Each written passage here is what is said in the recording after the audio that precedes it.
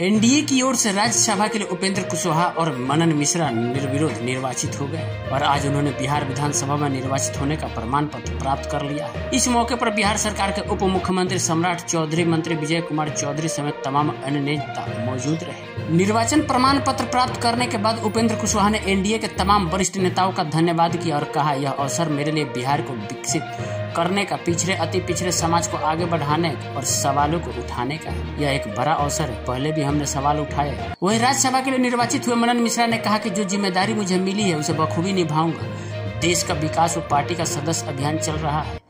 ज्यादा से ज्यादा आम जनों को जोड़ने का प्रयास करूंगा। जजों की नियुक्ति के लिए कॉलेजियम सिस्टम में सुधार की जरूरत है, जिसको हम लोग न्यायपालिका से, सरकार से मिलकर बढ़िया समन्वय बनाकर काम करेंगे। किसी को कोई शिकायत जजों की नियुक्ति में ना रहे। पार्टी ने जो बड़ी जिम्मेदारी मुझे दी है वह इसलिए दी है ताकि सरकार और न्यायपालिका के बीच समन्वय स्थापित हो सके।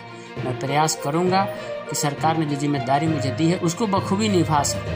आइए आपको सुनाते हैं पहले उपेंद्र कुशवाहा क्या कहे, उसके बाद मनन मिश्रा को सुनेंगे उन्होंने क्या कहा।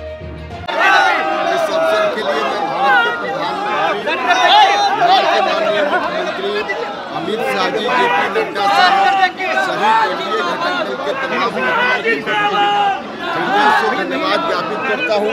एक अवसर है मेरे लिए फिर से बिहार के सवालों को सदन में जाकर उठाने का।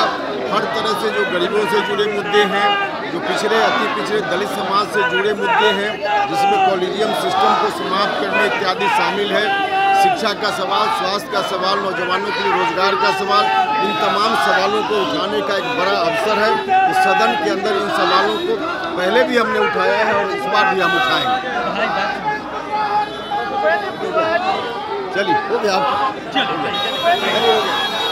माननीय नरेंद्र मोदी जी ने, माननीय गृहमंत्री अमित शाह जी ने, जेपी नड्डा साहब ने और भाजपा के शीर्ष नेताओं ने दी है, उसको बखूबी निभाऊंगा।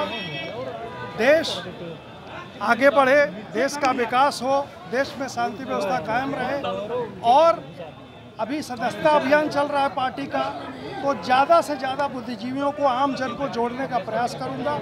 बाकी जो शीर्ष नेता हैं उनके मार्गदर्शन में काम करूंगा। आप न्याय व्यवस्था से जुड़े हुए हैं, न्याय प्रणाली से जुड़े हुए हैं।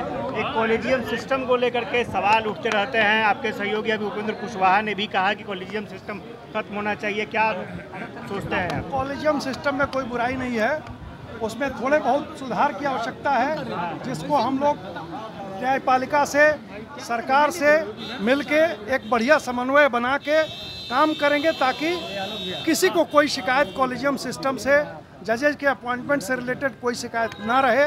मुझे लगता है कि पार्टी ने जो ये बहुत बड़ी जिम्मेवारी मुझे दी है वो इसीलिए दी है कि सरकार और न्यायपालिका के बीच में एक अच्छा तालमेल रहे, एक अच्छा समन्वय रहे।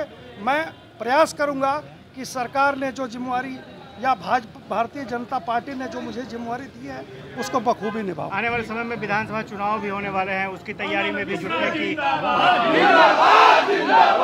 आने वाले जरा सा जो आने वाले विधानसभा चुनाव में सीएम हाउस जाना है। हाँ, चल रहे हैं।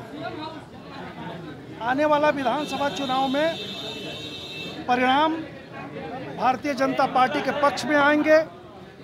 जहां भी कुछ राज्यों के लोग जो दिग्भ्रमित हो गए थे, कांग्रेसियों ने जिस ढंग से दिग्भ्रमित किया, विरोधियों ने जिस ढंग से दिग्भ्रमित किया, धीरे धीरे इन 2-4 महीनों में सभी लोगों के, सभी मतदाताओं की आंखें खुल गई हैं। हम लोग समझाएंगे और सारा चुनाव भारतीय जनता पार्टी के पक्ष में जाएगा।